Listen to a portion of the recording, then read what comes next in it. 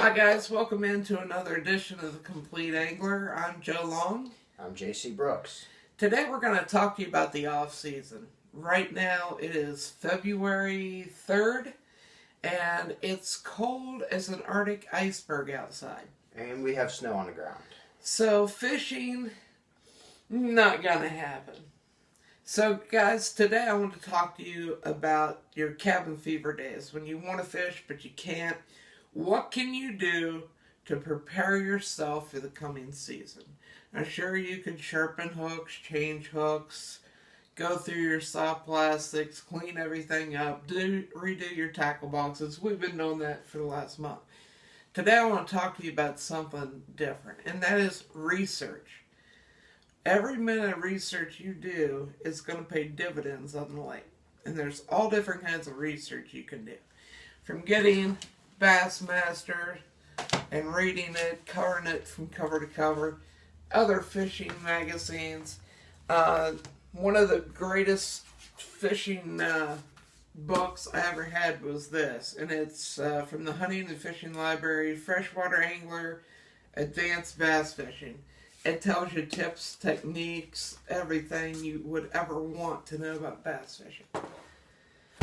Some other things that we do, if you give me that yellow book, if you're a very lake specific guy, this is for Deep Creek Lake. It tells you where structure is, where to fish, what species you're going for, where you want to go, in depth, where the channels are, just literally everything, maps and everything else. One thing I do want to talk to you about is maps.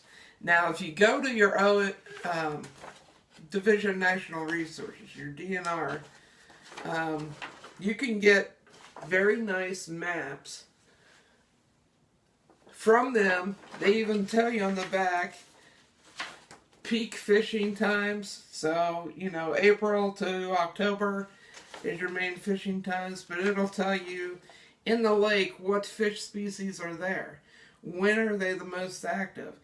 And, I contacted my ODNR through Athens, Ohio. We're in Southeast Ohio. That's, Division 4, I think, maybe. And it tells you everything. This one's about Seneca Lake. They even put dots on here. I don't know if you can see. There are dots on there where they sunk pine trees. So if you want to know where structure is, they tell you right where they put structure. So a map like this is invaluable. Take it with you. Put it in a waterproof sleeve. Take it with you on the water. The other thing you can do straight from your computer is go on and print out the ODNR one-page maps. This is Piedmont Lake. I've got Lake Monroe, which is kind of our little local lake here. Slope Creek Reservoir, which is a new favorite of mine. Wolf Run Lake. And a little one is Seneca Lake. Again, not near the detail of the big ODNR maps, but it's a good basic guideline. How do you get around the lake, and how deep it is, where the islands are, all kinds of stuff like that. So maps are absolutely invaluable. You would not want to go off on vacation without a GPS or a map. So this is that. The other thing I want to talk about, that brown book right up front. And this is a brand new one. This is a fisherman's journal. They're very cheap. You can get this online for like $5 on eBay. Inside, it's got a bunch of pages that are all basically the same. It tells you when you went fishing, what you caught, what time of day, what you were using. You can put all kinds of notes on the back, and even put pictures. The more records you keep, the better fisherman you're going to be, because fish tend to do the same type of thing over and over. So if they're active on the weed beds August 3rd, chances are within a couple weeks, that's when they're going to be there. So the more information you keep from your adventures, the more the better a fisherman you're going to be, because you're going to know more than the average guy who's just going out and throwing. I've kept records since I was a kid. The book right here in front of JC, it's got pictures, it's got, it on the front it tells you all my big fish and when I caught them and everything, where I caught them, how big they were, you know, for every fish species. Because here at the Complete Angler, we're not just, we tend to go toward the bass, which is what I love. But we love, I mean, he's the bluegill guy. You know, I love to catch crappie, white bass, striped bass, catfish. I mean, you name it, guys. We like to go after it. So you'll see everything from muskie, catfish, walleye. You know, and here's all different lakes, Pleasant Hill Lake. I mean, we literally have a running ton of information here. In the back, I categorize each fish and the best lures that I found to go after them. So a little bit of off-season work, and it'll pay dividends. JC's just kind of getting into the fishing action here. Did you have any questions on anything I discussed, or maybe something I didn't touch on? About the maps. Mm-hmm. He kind of covered it, but again, he didn't. Maybe I'm wrong on this. I vaguely remember this.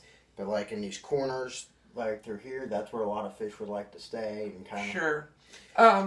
Show that map there. You can see the dark blue, mostly in the middle, is the deep. Keep that up there 1 second. Oh. The light blue, where he was talking about up in them legs and runs and coves, depending on what you call them, the creek channels, especially during the spawn, you're going to find a lot of fish out there. Yeah, so that's a good point. Different times of year, the bass go different places. Right now it's super cold. They're probably in the deep, right? That's going to be the warmest part of the lake. But as water temperature warms up, these runs are super shallow, so they're going to warm up the quickest. And that's where the fish will go. And that's where they're going to go. They're going to look for gravel beds and stuff. That's where they're going to want to spawn. They're going to, as soon as the ice goes off, they're going to be hunting. And also, plankton and little forage fish, you know, your shad, your bluegill, they're going to seek the warm water for their food. And then bass and the bigger predators that we're after are going to be seeking out their forage, right? It's all about the food. You know, if you want to find me or JC, go to a restaurant. Go to the grocery store, because at some point we're going to get hungry and we're going to be there. Same with fish. Follow the food.